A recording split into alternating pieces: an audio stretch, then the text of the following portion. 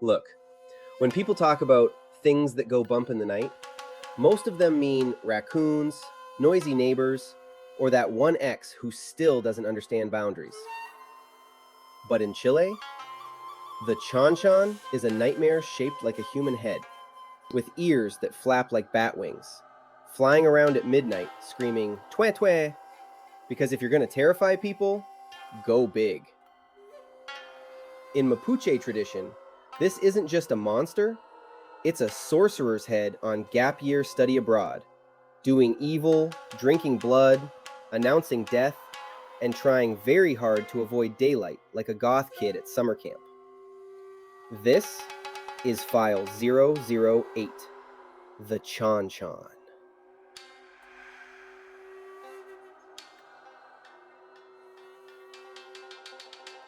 The earliest descriptions of the Chonchon come directly from Mapuche elders, Machi, meaning healers, and the ethnographers who recorded their testimonies. According to them, the Chonchon is a kalku, a sorcerer, who transforms by smearing a secret ointment on the throat. The sorcerer's head detaches, sprouts feathers, and the ears become wings. The body stays home, lying there like, "Don't mind me, just waiting for my head to come back." The Chonchon flies invisibly to most humans, visible only to those with spiritual sight. It is drawn to illness, dying people, and conflict. Its cry, tué-tué, is considered a death omen. Machi sometimes perform all-night rituals battling chinchonas as they stalk sick patients.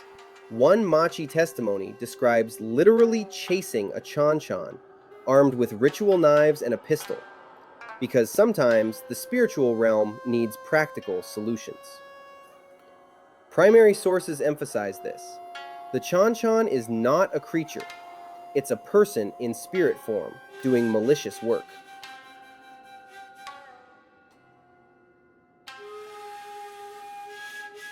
When Europeans arrived, they took one look at the flying, disembodied head and said, "Yep, witches.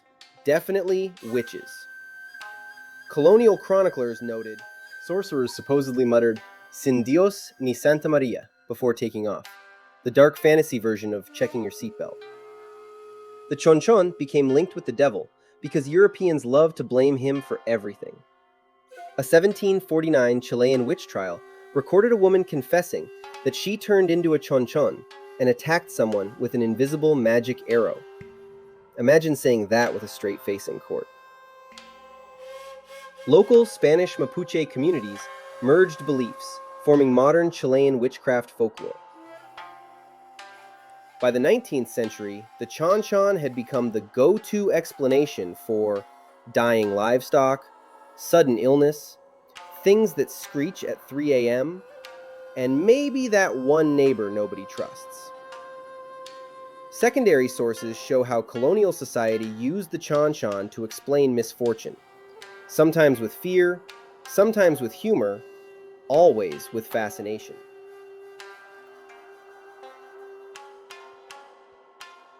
Appearance. Imagine a human head.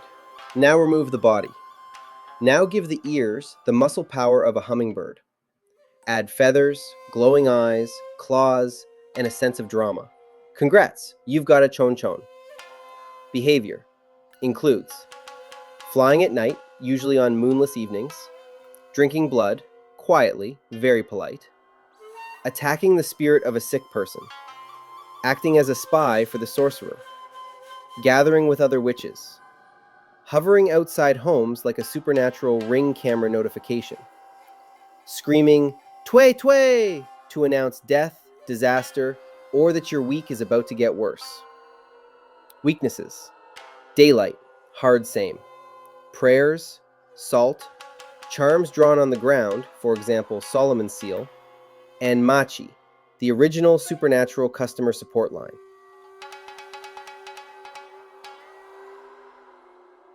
Chile and Argentina still tell stories about the Chonchon. Even people who don't believe in it won't joke about it too loudly, because just in case. Common beliefs. If you hear the cry, someone nearby may soon die. If it circles your house repeatedly, someone inside is sick or cursed. If it gets too close, you can yell, Chonchón, vuelve mañana por sal. Chonchon, come back tomorrow for salt. This magical phrase supposedly buys you one night of peace. But be warned. Folklore says the next morning a mysterious elderly stranger may arrive at your house politely asking for the salt you promised. If this happens, you're on your own. I'm not exorcising anyone at 7:30 in the morning. Modern festivals, Chilean myth books, and ghost tours still feature it, often calling it the tué-tué. Kids grow up hearing the stories. Adults pretend they don't believe. Owls everywhere get blamed for things they definitely didn't do.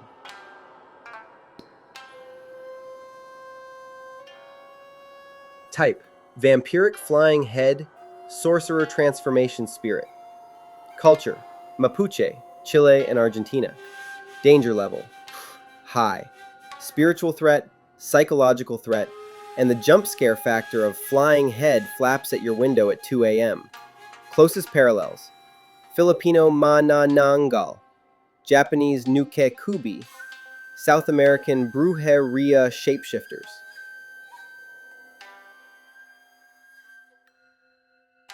Mapuche ethnographies documenting Machi testimony on spiritual battles with Chonchones. 18th century Jesuit accounts describing the creature's cry. 1749 witch trial records involving Chonchon transformation claims. 19th century Chilean dictionaries documenting its presence in everyday folklore. Modern anthropological studies analyzing Mapuche cosmology, Wakufe spirits, and Calcu practices. Bio Chile interviews with contemporary elders discussing tué-tué beliefs. 1922, Araucanía, Chile. Sarah Valdivia had only been widowed for 6 weeks when the tué-tué began circling her cabin. The first night it came, she thought it was an owl. The second night, she thought it was grief. But by the third night, the cry was circling the house in a perfect, deliberate pattern, like something searching for a way in. The sounds scraped across the windows like a nail. Tué, tué, tué. Sarah sat awake until dawn, clutching her rosary, though she hadn't been to Mass in years. On the fourth night, the cry came closer, louder, as if the thing were hovering right above the shingles. Her lantern flickered. Her dog, Mateo, hid under the bed and refused to come out. Sarah snapped. She stepped outside barefoot into the cold dirt, looked into the pitch-black tree line, and shouted the old Mapuche counter-charm her husband once told her, half-jokingly. Chonchón, vuelve mañana por sal. The sound stopped instantly. The silence that followed was worse. Just before dawn, as gray light seeped into the valley, someone knocked on Sarah's door. Once. Twice. Slow. Careful. When she opened it, an old woman stood there, barely 5 feet tall, skin thin as wax, eyes too bright, almost shining. A scarf pulled tight around her head as if hiding something. Her voice rasped like dry leaves. Vengo por mi sal. Sarah's hands trembled as she retrieved a small sack from the shelf. The woman took it with both hands and smiled. But it wasn't a human smile, too wide, too stiff, stretching just a little too far. She turned and walked toward the tree line without another word. As she disappeared between the quegue trees, Sarah noticed something fall from beneath the scarf, a single gray feather, drifting down like ash. Later that afternoon, 2 villagers, Tomas and Isabel, arrived to check on Sarah after hearing dogs howling near her property. They followed strange tracks around the cabin.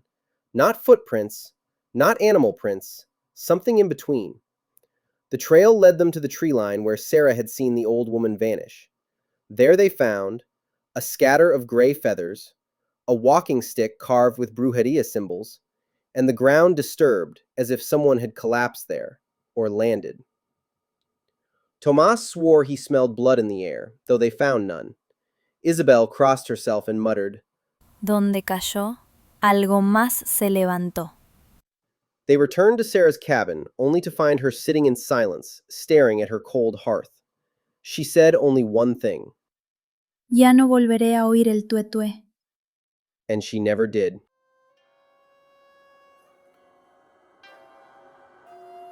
Chonchon. Probability rating, Tier 2, Mythic Echo. A symbol of illness, sorcery, fear of the night, and spiritual imbalance. No physical evidence, but deeply embedded in culture, psychology, and recorded testimony.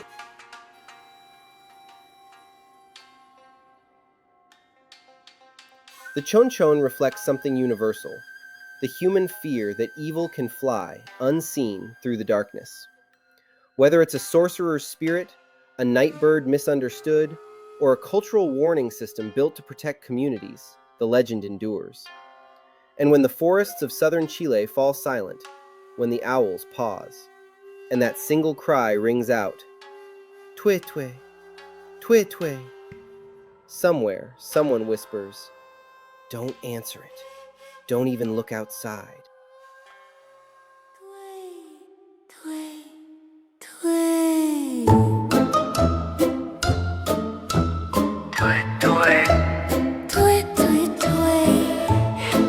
Sorry. False start. My bad. Tonight we chased a flying head and nearly died of fear. But halfway through the filming, the monster hit the chandelier. My camera guy was screaming, the lantern caught on fire. The Chonchon said, relax amigo, I'm not even getting hired. Bloopers in the dark, trying to film a creature in a national park. Chaos everywhere, somebody lost a shoe and the witch is over there.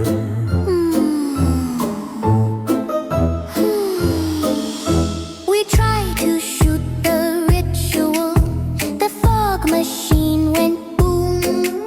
The sorcerer sneezed the ointment all across the room.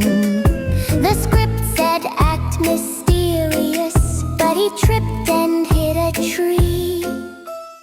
Even the Chonchon face palmed, floating over me. Bloopers in the dark, we summoned something weird and I think it stole the car. Don't panic now if the monster starts laughing. Take a bow. We came for terror, we found confusion. We lost the witch, and the witch found illusions. The flying head got stuck in a branch. That's when the crew took their lunch.